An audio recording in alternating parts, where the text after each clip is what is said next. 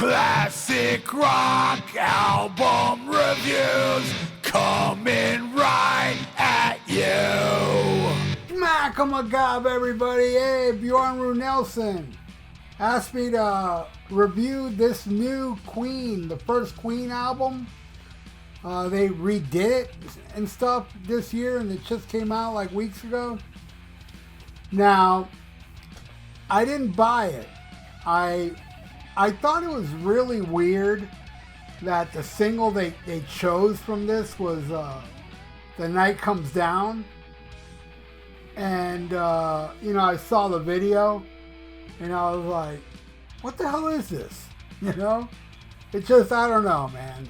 Here's the deal. Roger did not play on his drum kit when they recorded that first album.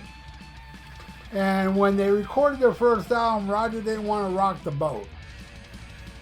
So he ended up hating what he did. But, I mean, I look, and also, I heard this online, and I don't think it's far-fetched. They auto-corrected Freddie's voice. I know there's certain parts of the song that the voice sounds a little different, and then I see people saying that. And and I'm talking about before I heard all these songs, I heard people talking about Freddie's voice is autocorrected and the drum issue, right? So it came out weeks ago and I never looked into it. I was a little scared because I love that first Queen album. I think that first Queen album is the most heavy metal Queen album there is, in my opinion. It's a fucking awesome album. But, oh man. Not a fan what they did. And I'm going to go through all the tracks with starting with Keep Yourself Alive. It sounds so much cleaner. And the drums are, they're really up on the mix. And overall, it's too crystal clear. I prefer the original. This one just sounds a little, I don't know, sterile to me. It doesn't have that bite that the original one had. Already on this first song, I'm like, man, this ain't going to be good. All right, the next song is Doing All Right. All right, I will say something positive about this one is that the clean, it's like the whole album. It's too clean. But this one, the clean works on the little mellow sections of the song. I think the song benefits from the clear, version. Except when it gets heavy, it just ruins the whole thing for me. You would have kept that clean part and then add the original in the heavy part, I would have liked it a lot. So there, I had something nice to say. But overall, it sucks. I'll take the original. All right, next. Great King Rat. This is pretty drastically different. I don't like it at all. It has zero fire. And it's neutered. It sounds neutered, man. I mean, the original version of Great King Rat buries this crap. I don't like it. I don't like it at all. All right, next. Mad to Swine, which wasn't on the original. Or it may have been a bonus track. I know this song.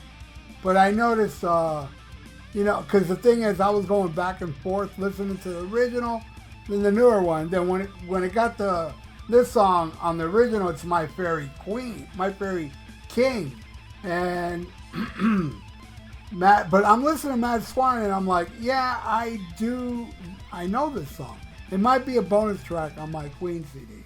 But either way, I don't really care for either version of the song. I'm not a fan of this song. It does nothing for me. And if I did hear it as a bonus track, it makes sense. It should have remained a bonus track. But see, back then, it was the record company that made them take Mad to Swine off the record. Wasn't the band. So now the band put it back in. I mean, Brian May and Roger Taylor, they're up there in years, man. They're senile. That's why they're doing all this. You know, a young Brian May and a young Freddie Mercury as well, and Roger Taylor and John Deacon. You know, that's something very important here. John Deacon approved this because Queen, whenever Queen releases anything, it has to have John Deacon's approval. Brian May said that. So Brian Deacon, they're all senile, man. They think this shit sounds good. I don't get it, man. It's horrible. They ruined this album. Now it's like, man, good thing, you know, I didn't order it before they released it. You know, which is something I usually do. You know, some band, like, you know, Technical XC, oh, there's a super deluxe of that one. Yep, I'm buying it. You know, I love Queen 1. I'm surprised I didn't buy it. And I'm also glad I didn't buy it. All right, the next one is My Fairy King. Again, I don't like this, man. And I love this song, but on the original version, man, here I don't like the drum sound. It's just not doing anything for me. All right, next. Oh, this one really pissed me off. Liar. I hate the drums in this. This is like crazy to me. You know, they ruined such a perfect song because the senile drummer hated the original version. And Freddie's voice here really does sound different to me. And, you know, like, and if it's true, they're auto-tuning Freddie Mercury's voice. Auto-tuning Freddie Mercury's voice. How insane is that? It's just disgraceful. All right. Yeah, this and another one coming up pissed me off again. But, all right. Next. The Night Comes Down. Actually, this one is not too bad. I mean, it didn't really offend me as much as the rest of it. But, yeah, whatever. I still prefer the original. Next, Modern Time Rock and Roll. This one, honestly, I'll be honest, this one is kind of like the best out of all of them. I like this version, and it is different. They did change it up, but it just shows you. I'm not being biased because they changed the original all of a sudden I hate it. No, this is one I think I prefer the 2024 mix, actually. Not by much.